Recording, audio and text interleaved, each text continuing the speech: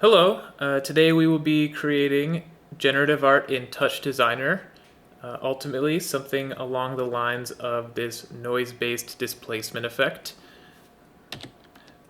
The network we're creating will look something like this, though I'll be working from scratch so you can see every step in the process, and the actual result will likely look different than this. As I go, I won't have all the same exact parameters, but it will give you a system for creating this type of topographical melted landscape that you see here.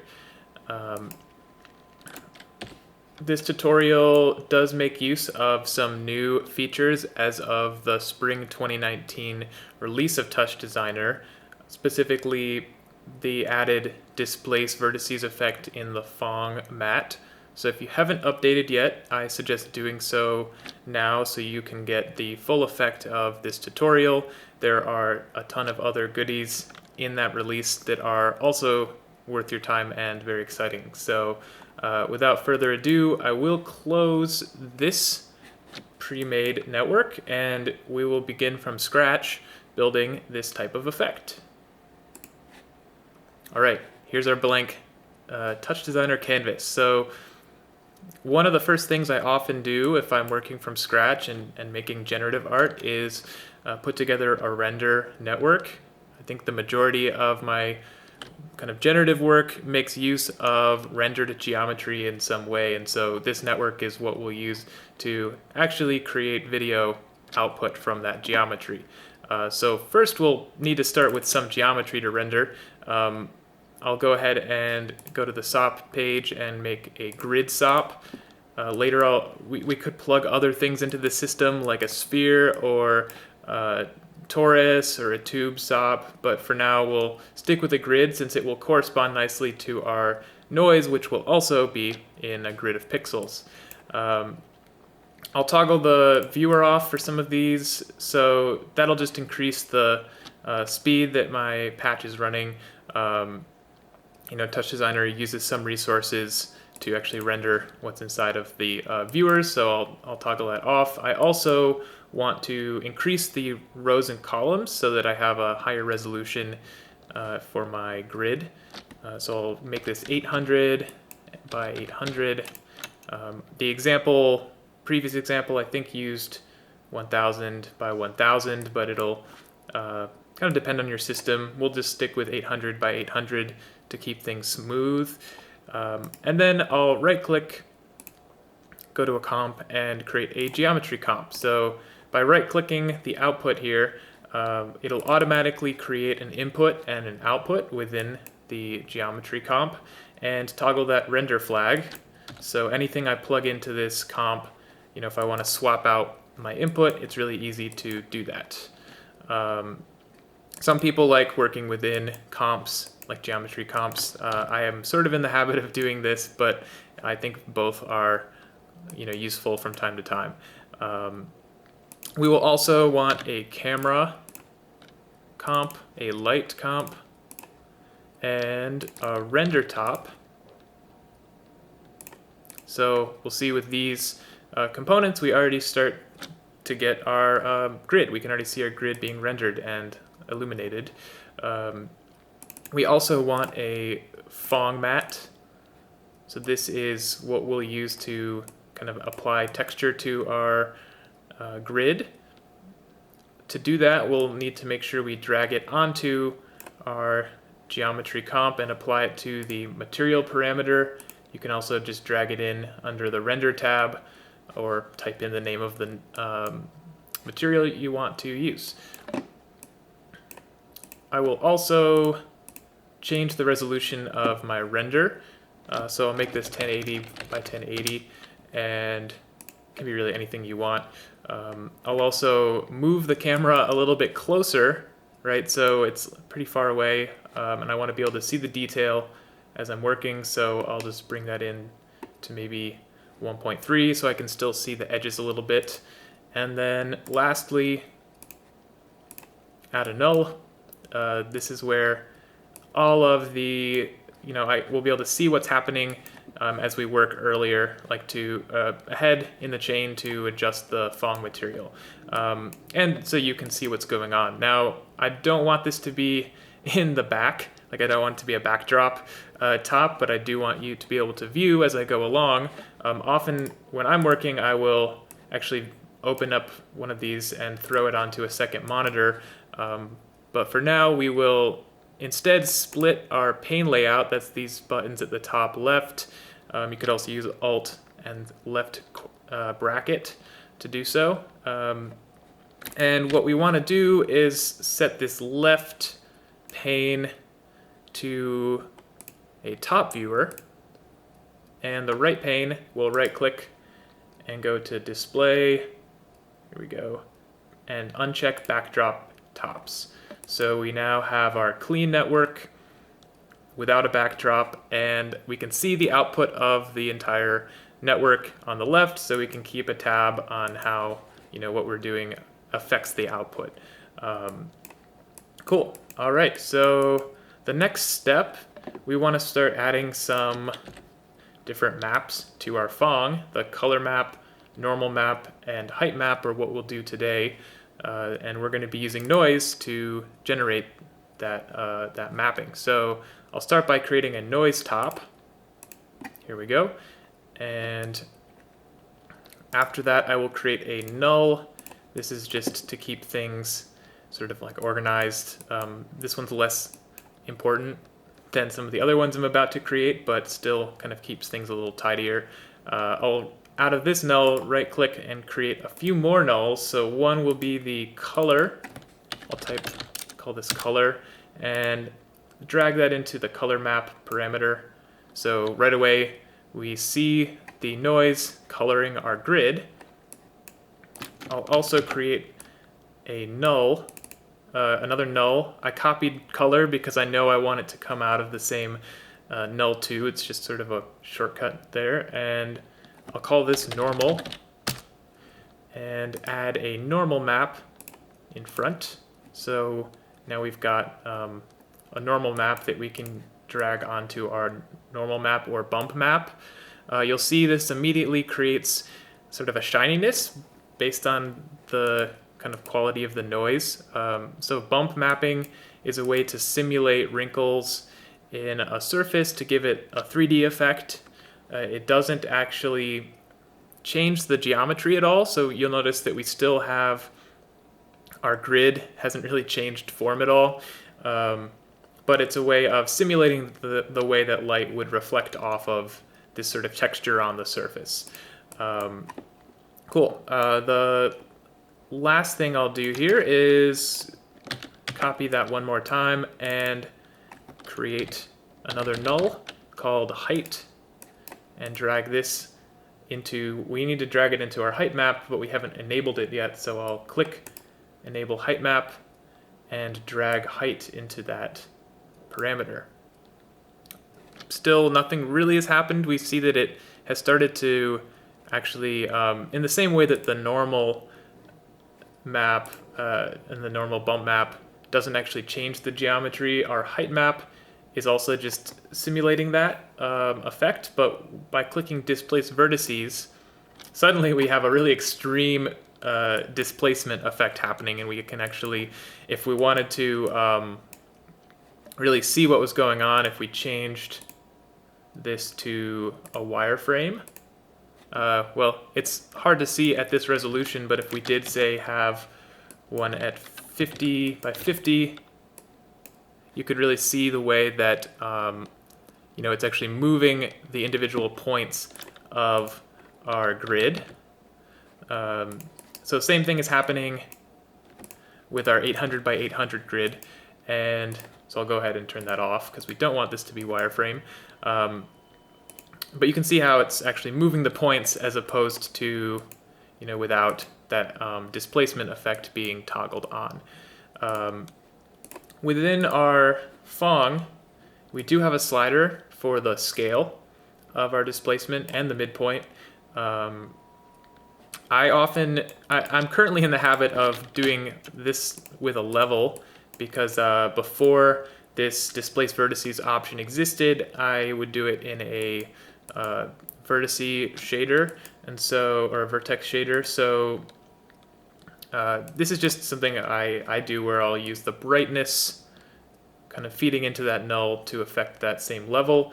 One possible benefit of this is if you have multiple streams coming in, multiple video textures, so maybe a noise input and a video texture from a camera or a ramp that you want to composite in some way and feed that all into the height. Having separate brightness controls before they're sort of either multiplied or added together, that can give you a little bit more control as opposed to just doing it all within the Phong MAT. So I'll keep this level external. It's just easy to find that parameter in that way. But yeah, we've started to get our effect happening. You might notice it's a little bit harder to see because I'm zoomed out a bit, so I can zoom in a little more with this the camera here. A couple things. One is it doesn't quite line up on the edges, and also, you might notice this warning flag. We'll deal with this warning flag first and then come back to fixing the edges. So this is telling us that a matte is normal mapping, but the SOP being used with it does not have tangent attributes, and we can create that with an attribute create SOP. So I didn't do this initially because I knew it would show up, but we want to so if you see this warning, you know how to deal with it. It's pretty straightforward. You'll just add an attribute create and click compute tangents, and you'll see that it has, now that edge actually is lined up correctly. So it's still offset a little bit, but we see that it's parallel now. So in order to correctly do the normal map and the height map, this system needs tangent attributes, and we can create that with attribute create SOP. So it looks like it's happy now. Let's also fix this sort of edge here that's a little bit off. We can do this in the SOP chain here, feeding into our geocomp. I'll right click and choose a texture SOP, and here in the transform tab, just increase the scale a little bit until I no longer see that edge where it doesn't line up. So really I'm just taking that texture and expanding it slightly so that it wraps the entire, or fits on the entire grid. Great. So I can actually go back to my level and increase the brightness so we get that displacement effect again, because that's what we're going for. And yeah, so to continue, we might want to color this. Right now our color is just grayscale, black and white. I know everybody loves black and white, but we might want to give it a little bit of color, possibly. It's an optional thing, but one tool I love for doing this is the Lookup top. So this takes kind of like a grayscale input, or you could recolor RGB as well, but it works really well to say take something that goes from black to white and remapping that to RGB colors. So our first input is that source, and the second will be the lookup image.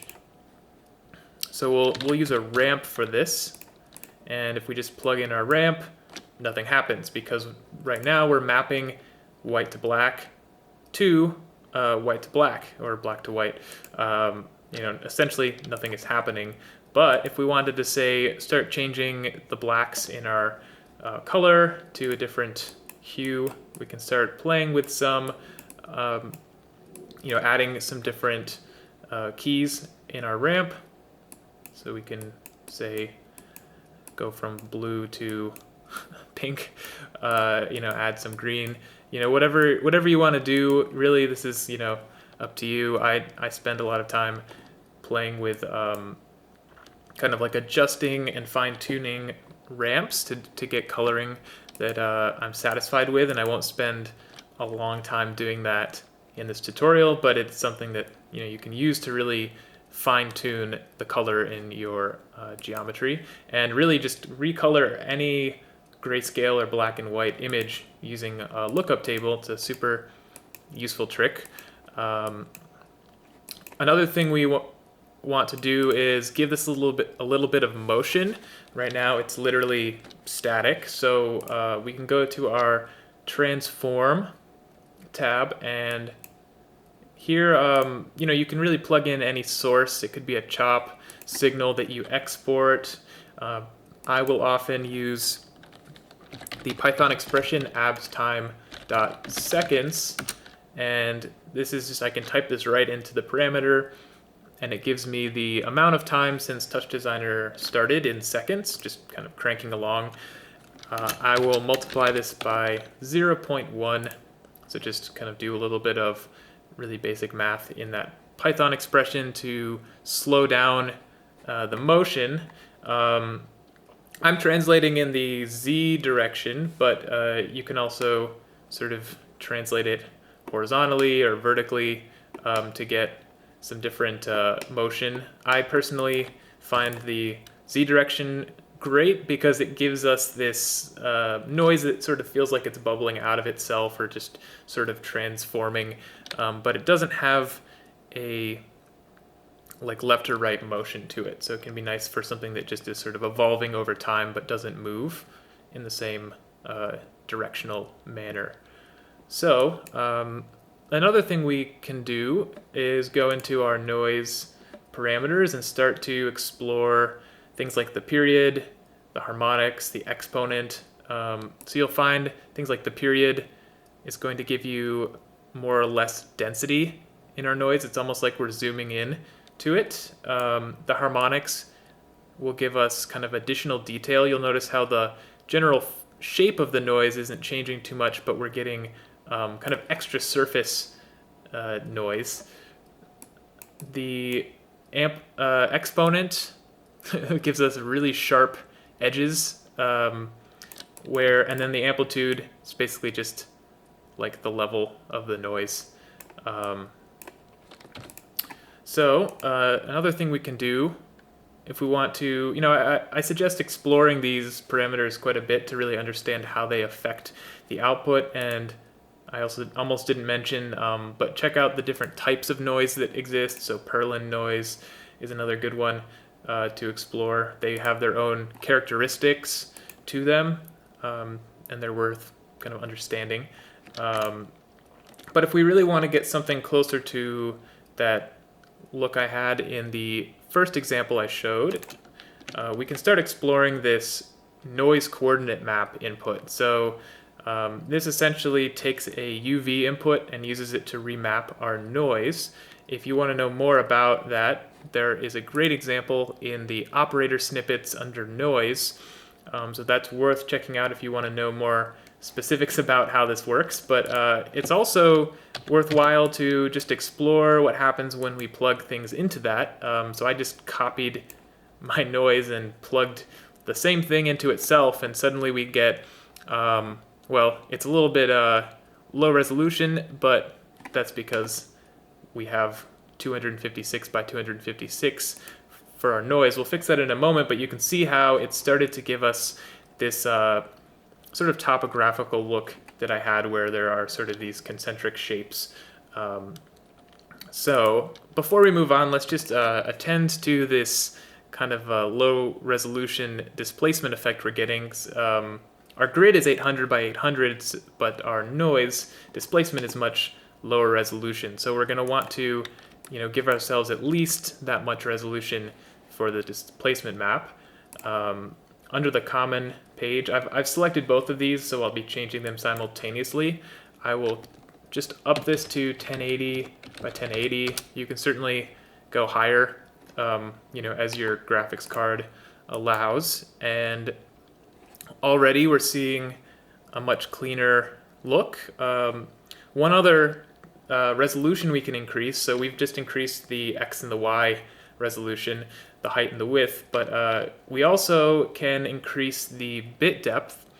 That's under the pixel format. If we choose 16-bit float, you'll see it already changed a little bit and it's a little bit smoother overall. What we're doing here is going from our 8-bit fixed input, which our format, and that would be restricting us to 2 to the 8 values per pixel. So each one can only be represented by 256 values, and that's literally 256 steps in our vertical displacement. So we can actually see that change if we toggle between them, and by increasing the depth of the pixels to 16-bit floats, we now have 2 to the 16 different values to represent each pixel, and that gives us a much better resolution for that vertical height, because that's how, what each of these pixels actually represents in this case.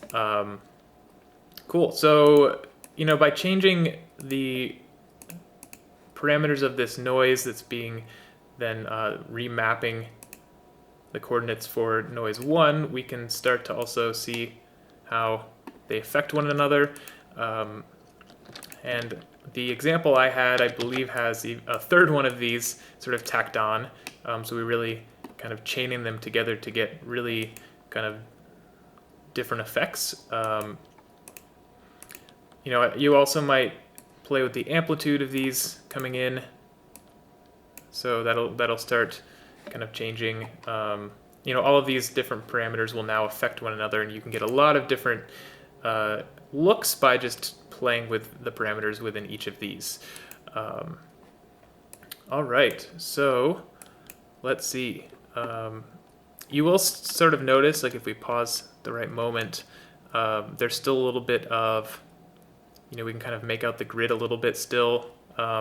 Especially this will happen at sharper transitions. So if this was lower period, we start to really see that grid at those points where we are transitioning really quickly from white to black. And especially if we say increased our level again, we can really make out some of that that grid. So there's a couple ways to deal with this. One would be to increase the rows and columns, which we could do, or another thing we can do is to blur our height map a little bit, and you'll see, it'll start to, we'll want to crank down the level a little bit too, but we can start to reduce some of that kind of like edge grittiness. Didn't actually do a great job yet, but so be it. Another thing we can do if we want to get some kind of higher level detail out of this would be to sort of plug in some other inputs into this normal map beyond the same source that we're using to feed the height and the color. So to do this, we could, out of our noise, our first noise is sort of generating like this overall form, and if we wanted to, instead of pulling from this like third noise output, we could generate another kind of remapped noise that's going to drive our normal. So if we take this one and kind of bring down the period quite a bit and plug that into our normal, we suddenly get sort of additional detail on the surface that we didn't have previously. So this is kind of a nice way to add some detail, even if we're blurring our height map a little bit. You can kind of see it happening here. I might slow these down a little bit just to give them less sort of input motion.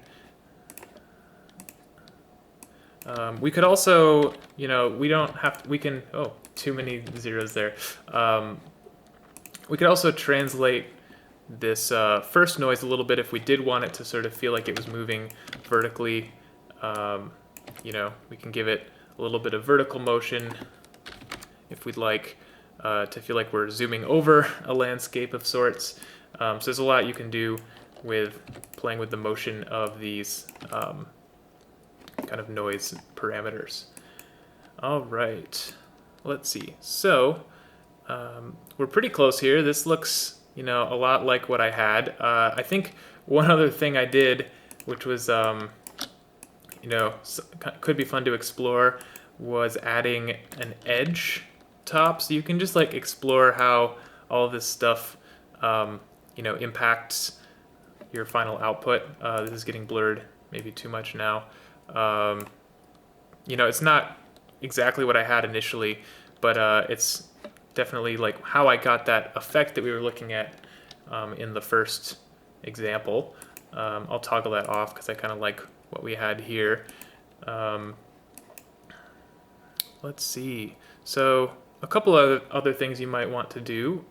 One is you could play with the camera a little bit. So if you wanted to kind of look at it from a different perspective, I'll often create a null if I want to be looking at a specific point while I translate the camera. So I know, this grid is positioned at 0, 0, 0, and my null is positioned at 0, 0, 0. So if I tell my camera to look at that null, then as I move my camera around, there we go, a little smaller. Oops. I can start to kind of get different perspectives on that geometry, so you can start to really see sort of the actual displacement happening. So that's something you can play with.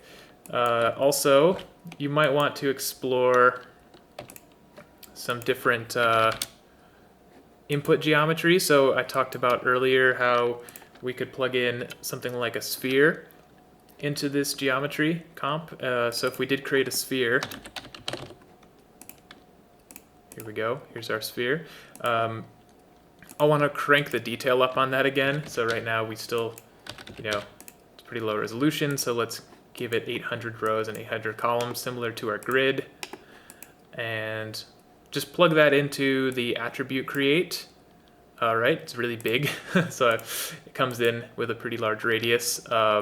So I could make that 0.5 by 0.5 by 0.5. All right, it's pretty crazy. I think it's getting displaced quite a bit by our level. And part of it is that midpoint, if we brought the midpoint up, that's changing where, kind of like where it pushes the noise from. And then also bringing the level down, we can start to actually get something that's more like a sphere. Also, this texture is changing it to an orthographic texture type. If we turn that off, we'll get to see some different, like something that's more akin to the spherical texturing. And we're still zoomed in quite a bit, so maybe like zooming out, we can start to see these effects a little bit more. So that's definitely, something else to explore. The last thing I'll talk about, I'll go back to my grid for this, is a post effect you can add after the render to give it a little bit more kind of like shading. Here we go. Got to turn that texture back on.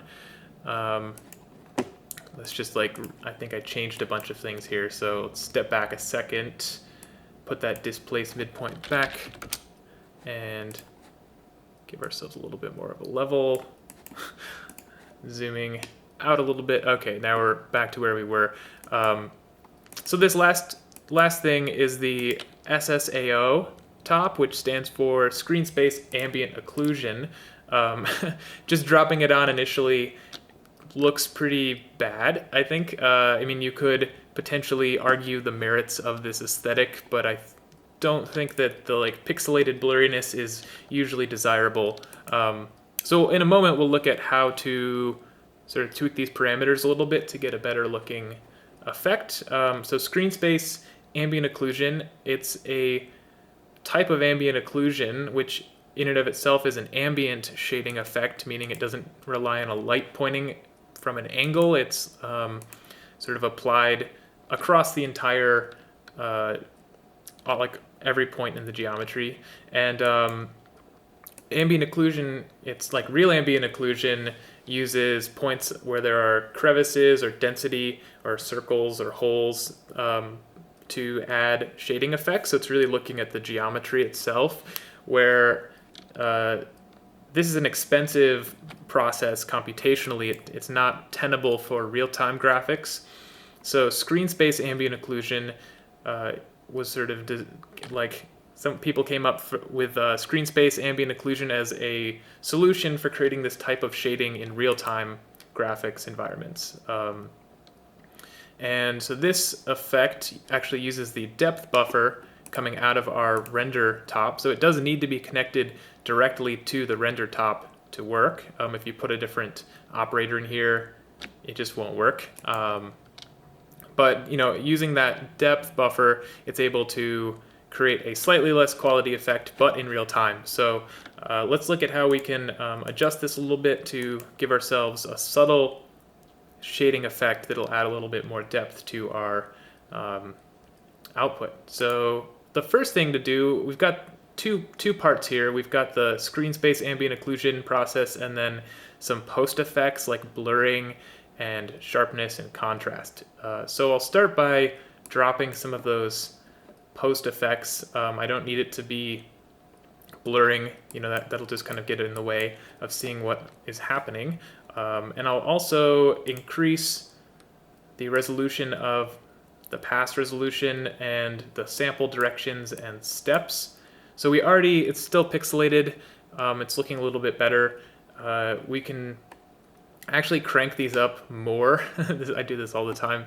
And for sometimes, once we get high enough, like 40, you'll start to see the frames per second dropping, or maybe earlier. It'll depend on your machine.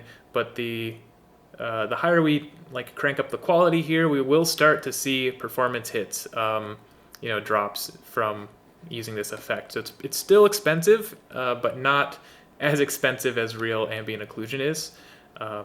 Sorry, this is moving quite a bit. I'm just gonna slow it down a little bit if I can. Oh, I really increased that. That's why. Okay, cool. So back to the screen space ambient occlusion. Yeah, if we keep sort of playing with some of these parameters, we definitely can drop the contrast a little bit. That's a big one actually, is if you really increase the contrast, you can see all of these artifacts really clearly. But dropping that, it starts to be masked by the coloring. So let's see, let's just play with these a little bit. Now, once you've gotten something that you like, you can also try adding a little bit of blurriness and seeing how, you like that. Yeah, and overall, it's not perfect, but for real time, or at least 50 frames per second, depending on your qualification for real time, it's kind of giving you a nice depth to it, nice shading that you don't get otherwise. So this can be a nice way to kind of add a little bit of post polish to something that you're rendering. All right, so that's pretty much where we need to be to get this system happening. Now you can play with all of these parameters, explore different textures, different inputs into this displacement effect. So yeah, definitely worth kind of exploring further. Thank you for watching. I hope you learned something or got something out of this tutorial, and until next time.